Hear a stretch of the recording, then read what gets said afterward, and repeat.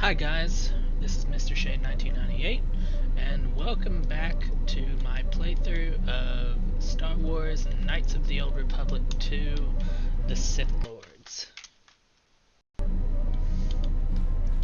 And we are continuing where we left off at, which is right here in the Peragus Medical Center, and let's get going. Medical logs. Time to figure out what's going on here. Still examining the survivors of the damaged freighter. Looks like it goes by the name of the Ebon Hawk. Only one survivor, placed in the coltal tank for recovery. The carbon scoring on the vessel suggests it was in a battle, but no indication of who fired on it. Couldn't get much from the Nava computer. I'm surprised the ship was able to make it inside the Peragus asteroid field without the asteroid drift charts. Aside from the lone survivor, we recovered an old woman. No life signs. There was also a protocol droid and a utility droid on board. Sent both down to maintenance while security sorts through the other items on the ship. It looks like the utility droid, a T3 unit, was able to get the ship working enough to get to the colony. We're prepared to... Could be a Jedi, but we won't know for sure until we get the transmission back from the Republic. If the survivor is a Jedi, that would account for the recovery rate. But I'm more concerned that a Jedi here may cause trouble. Some of the miners, especially Corta, are already Another accident today. A detonation in the ventilation tunnels. If the lockdown measures hadn't activated, the whole facility would have been destroyed. Got most of the injured to the colto tanks in time, but the rest had to go to the morgue. One of the wounded said a droid caused the accident, but we couldn't get any specifics. Okay, so it looks like this facility is a mining installation, and they're having difficulties with the droids causing injuries to miners. They already seem to know that our character is a Jedi somehow, possibly because of our increased recovery rate, which I'm guessing Jedi have increased recovery rate. Let's watch the third one. Miners about the Jedi. A number of the droids have been acting oddly, and not even memory wipes seem to be fixing the problem. There was a detonation in another one of the fuel vents the droids were working in. We deactivated several of them and moved them down to maintenance. But we're still treating the plasma burns. That cuts us down to almost half shifts, and with the droids malfunctioning, we may not make the Telos shipment for this month. Fortunately, the detonation didn't cause a lockdown. Warning, there has been a fuel detonation in the mining tunnels. Emergency lockdown commencing. All personnel report to quarters and prepare for emergency venting countermeasures. No! If the ventilation systems are malfunctioning, evacuate the medical bay. Everyone evacuate. That's not good. Let's access patient life signs. Deceased, deceased, recovered. Colto Tank 3 was ours. Deceased and deceased. Okay. Patient treatment. All subjects being treated for severe plasma burns. Last treatment request resulted in death for all subjects except patient number 3, who was reduced to minimal life signs. So patient number 3 was us, and we were reduced to minimal life signs, but whatever the treatment was didn't kill us like the rest of the miners in medbay. So that means that either the dosage just didn't work on us, possibly because we're a Jedi, or something like that. Oh, right. I forgot. Medical bay functions. Access medical bay camera that's pointed directly on the Koto tank. Access morgue camera. There's the woman from the old woman from the ship. We're going to unlock the door to the morgue. And then we're going to unlock medical storage room, which is the door behind us. Log and log out. 150 XP received. Med pack, 2 of them. And 25 chemicals. Many med-based items are based on chemicals. It may be useful to take these chemicals to the medical workbench in the med bay and turn them into a med pack that you can use to heal lost vitality points. I rarely ever use med packs unless it's on non-Jedi characters. But mainly I just use force heal. I do use med packs, I mean, in this beginning area just because you don't have access to force heal, but that's about it. Plasma torch from this dead body. So she's not dead. Wonderful. She must be a zombie then. Find what you're looking for amongst the dead? I thought you were dead. Close to death. Yes, closer than I'd like. You have the smell of the Colto tank about you. How do you feel? A little disoriented. Was it your voice I heard in the Colto tank? Yes, I had hoped as much. I slept here too long and could not awaken. It may be I reached out unconsciously, and your mind must have been a willing one. Or perhaps you have been trained for such things. So you can touch minds and feign death. Who are you? I am Kreia, and I am your rescuer, as you are mine. Tell me, do you recall what happened? Last thing I remember, I was on board a Republic ship, the Harbinger. What happened to it? Your ship was attacked. You were the only survivor. A result of your Jedi training, no doubt. How do you know I was a Jedi? Your stance, your walk tells me you are a Jedi. Your walk is heavy. You carry something that weighs you down. The Jedi Order and I have a troubled history. So it would seem. Keep your past and let us focus on the now. Alright, what's going on? How did we get here? I do not know. I was removed from the events of the world as I slept. A survey of the surroundings may provide the answers we seek. The ship we arrived in, the Ebon Hawk, must still be in this place. We should recover it and leave. Why do we need to leave? We were attacked once, and I fear our attackers will not give up the hunt so easily. Without transport, weapons, and information, they will find us easy prey indeed. Are you sure there's nothing else you can tell me about this place?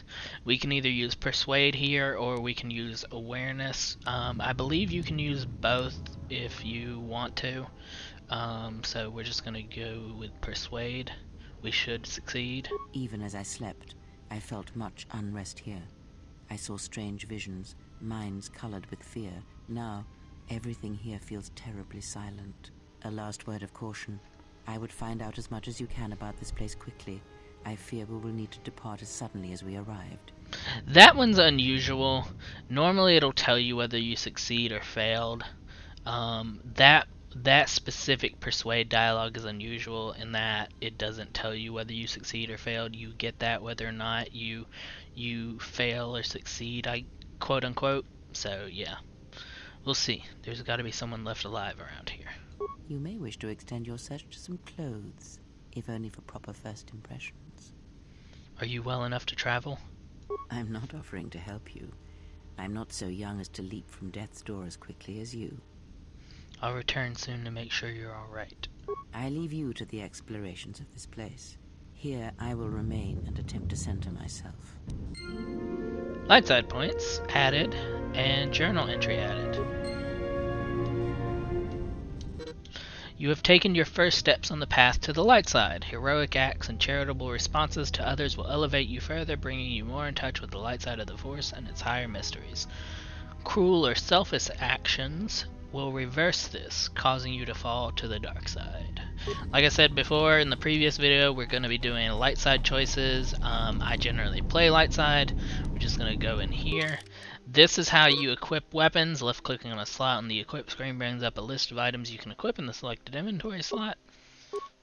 So yeah, this is the damage bonus, the critical threat range of the weapon. KOTOR 1 and KOTOR 2 use a D20 system.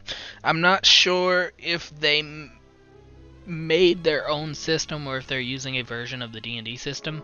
I believe they made their own system. So yeah. So when you hit on a 20, it does ×2 damage, and it has a damage bonus of 1 through 6 fire damage, and it has a damage physical of 1 through 1, meaning you only deal 1 damage, and then you can also deal 1 through 6 extra damage. We're going to equip it, because we need it. Just going to ignore that. Sometimes you can get, sometimes this game is buggy, and it's not that great. You can just randomly get stuck on stuff, or random stuff that shouldn't happen can happen, but usually we don't have that issue. Any door that can be bashed open can be cut through more easily with a lightsaber or construction tool, such as a plasma torch. To bash open this door, equip a plasma torch on the equip screen, then select bash on the first box in the action menu when the door is selected. So we're just going to bash this door open. Experience points XP received, 100. Emergency lockdown overridden. And as you see there, the emergency lockdown was overridden by doing that. So, normally, you gain experience points for using security on a door, like this. Emergency lockdown is in effect. The door is magnetically sealed and cannot be opened with a plasma torch. It looks like it will need to be opened manually from the other side. Normally you can open a door, a locked door with security, and you get a little bit of XP from doing that. A vibro cutter, but this is a bladed weapon. Normally a mining tool, a vibro cutter doubles as an effective melee weapon. Melee weapons give an attacker a large bonus to attack against enemies using ranged weapons. Equip the vibro cutter in your other weapon slot, then switch between it and the plasma torch when you need to cut open a container or a door. So we're just gonna go ahead and do that. Dun-dun. And click that to switch weapons. And there's a droid right here. Droid Impact Armor Mark 1. That is armor for a droid companion. The game pauses when you sight an enemy and the selection reticle shows up in red. You can use the mouse to select other hostile targets. This auto pause option can be disabled on the options screen.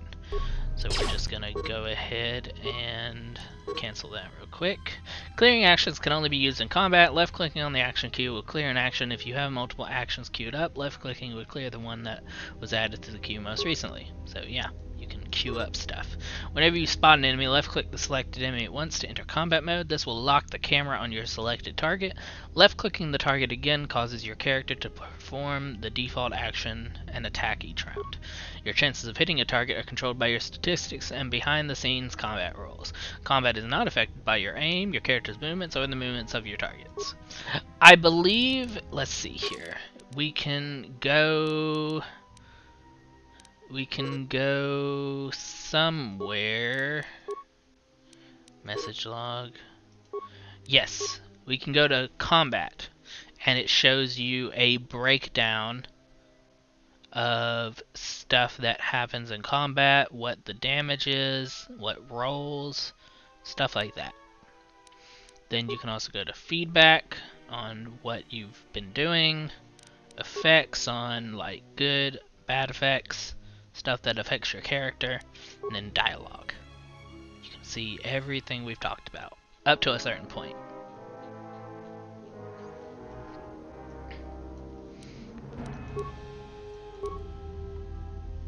Alright, so we're going to attack this droid and we're going to use Flurry.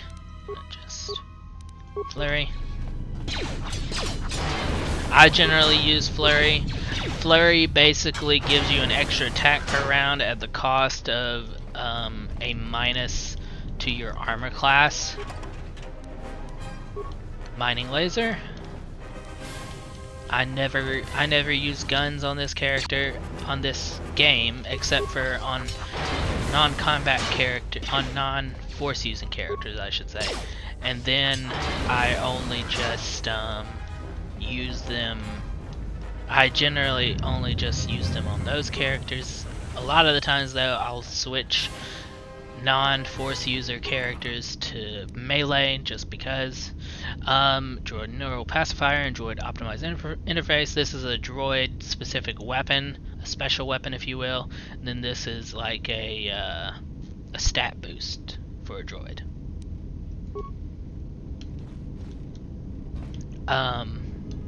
But yeah, we're gonna click on this door. This is the exit, but it is sealed. Strange. In my visions, it was open.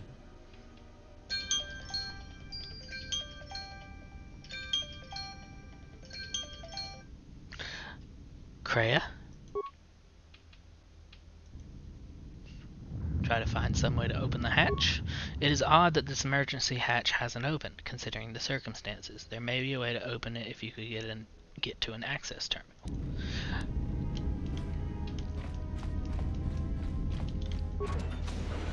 We're going to keep going for a little bit. Security tunneler. And we're going to use a security on this locked locker. Components, chemicals, ion grenade.